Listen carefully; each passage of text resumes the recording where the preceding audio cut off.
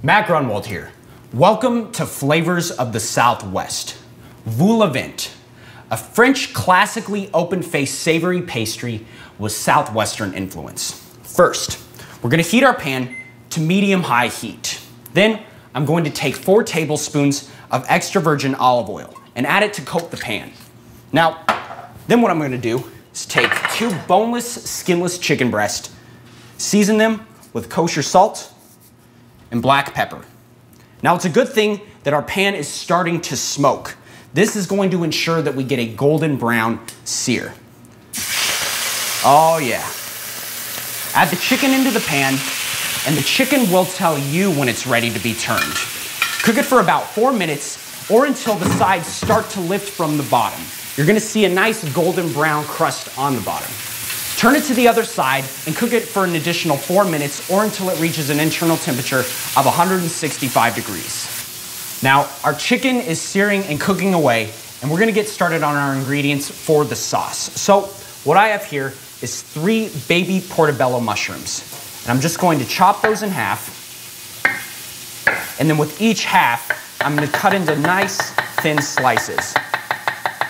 Now, these cremini mushrooms add such a nice depth to the dish because they get really caramelized when you add them into the pan with all those brown, crunchy bits on the bottom. And can't really go wrong with mushrooms. Next, half a shallot. And again, just get a nice slice on that. And to finish it off, just 1 clove of garlic. And 1 clove goes a long way. Crush that clove open. We're gonna slice this really thin, all the way down to the stem. Be sure that you don't include where the stem of the garlic used to be, just because it adds a little bit of bitterness and the texture is not too great in it. Now, here's what I like to do with my garlic. I take the side of my knife and I'm actually going to paste it. And this is going to release all of the natural oils that are in the garlic and really become highly aromatic when added into the dish. Give that 1 little chop through, and from the sound of it, I think our chicken is ready. So, it's reached an internal temperature of 165 degrees Fahrenheit, and look at that caramelization. That is flavor and texture right there.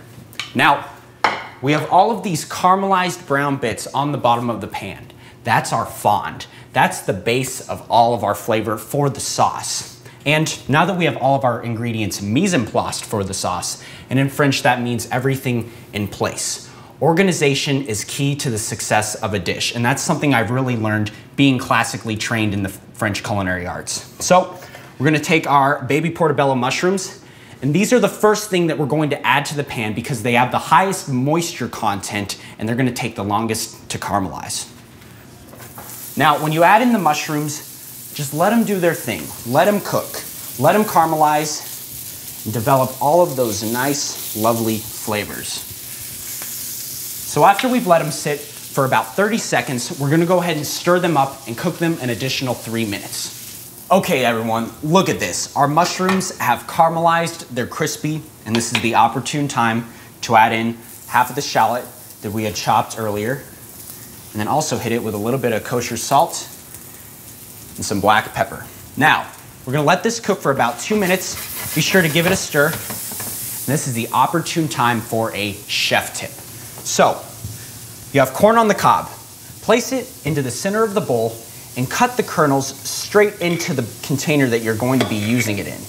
And I learned this from working in professional kitchens when I used to have to make 10 gallons of corn bisque every single day. And let me tell you, you must be clean, precise, and organized in order to be successful. And I want to bring that into your home kitchen. So, what I have behind me is a cast iron skillet that I let get really hot. And I'm just going to add in 1 tablespoon of extra virgin olive oil and pop in the corn that we just cut. Now, we are only adding a little bit of oil because I want to char the corn. I don't necessarily want to saute it. And this is going to get this nice charred color and flavor and add a bit of smokiness to the dish as well. Now, smells like our shallots are just about ready. We got a little popcorn going over here. Be sure you give it a couple of stirs a few times. This is the opportune time as well to add in our garlic. Now, because we pasted this, we don't want to cook it more than about 10 seconds. When you start to smell it, it's done. Oh, and you want to get in there and get all those brown bits. Our corn is going. Now, what I have here is 3 cups of heavy cream. We're going to add this into our sauce. We're also going to reduce the heat to a nice medium-low. Make sure you get in there, stir up all of those brown bits that are on the bottom. Season a little bit with salt and pepper. Our corn looks perfect. Give it one more shake. You get these nice charred little bits. It's gonna add that nice smoky flavor. We're gonna add that into our sauce. Make sure you're scraping every last bit. You don't wanna waste any of that flavor. Now, we're gonna go ahead and just pop that in the sink while we're waiting.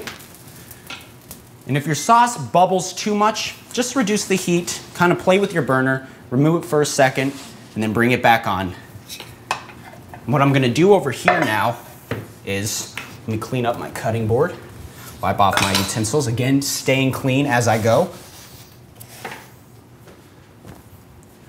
And what I have here is 2 Anaheim chilies that I picked up already roasted from a locals farmer's market. And I really like to include local products into all of my dishes. And I'm just gonna give this a nice rustic chop. And I'm not going to include any of the seeds into this dish. And that's because capsaicin level is the measure of units used to experience heat on the palate. So 2 of these chilies is just gonna be enough. We're gonna add that into our sauce. And then for even more smokiness and Southwestern flair, I'm gonna add in 1 chipotle in adobo sauce. And chipotles are fire roasted smoked jalapenos that are kept in ancho chilies and orange juice and onion and garlic. And they add this depth of flavor that's really not matched by anything. So I'm actually gonna add in the chili whole with a little bit of that adobo sauce. Just make sure you get a little bit in. And I'm leaving it whole because I'm actually going to be removing it later from the dish. That way it's not a little too overpowering on the palate. Now, our sauce is going, and I'm going to take our 2 chicken breasts that we had seared earlier, put them on our cutting board, and I've given them a chance to rest. So all of the juices that are naturally in the chicken have had time to redistribute, and it's gonna yield this beautifully moist product. So we're gonna slice the chicken up. We're gonna give it kind of a medium dice, just bite-sized pieces. Okay, now our chicken is all diced up, and I'm gonna go ahead and add that into the sauce. And I can smell this all throughout the house. It's all about the smells. Smells are just as important as the flavor because that's what creates the memory. So when the chicken is added to the sauce, there's not gonna be a lot of excess heavy cream. You just want it to coat the chicken and be this almost stew consistency. So I'm gonna turn off the heat. Oh, and I can smell that smokiness of that chipotle. I'm gonna give the kitchen a quick cleanup, get my puff pastry going, and I'll be right back. It's been 25 minutes and our voula vents are finished and ready to be taken out of the oven. And I know this not only by the cooking time, but because I kept an eye on the oven. And the crusts have this nice, deep, dark, golden brown that's just aromatic, and I can't wait to dig in. Let me dig in. I want to be sure to get a bite of everything. And I'm totally a crust guy, and there's crust on the bottom and the top of this, so I'm really excited. Let me get in there with my spoon. Big bite.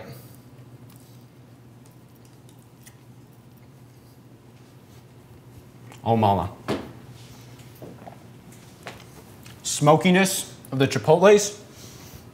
You get the chicken, and you get the nice sweet crunch from the corn. Everybody, it was my pleasure that you got to experience these voula vents today. Come into my kitchen and experience what I'm all about. Everybody, make it a great day.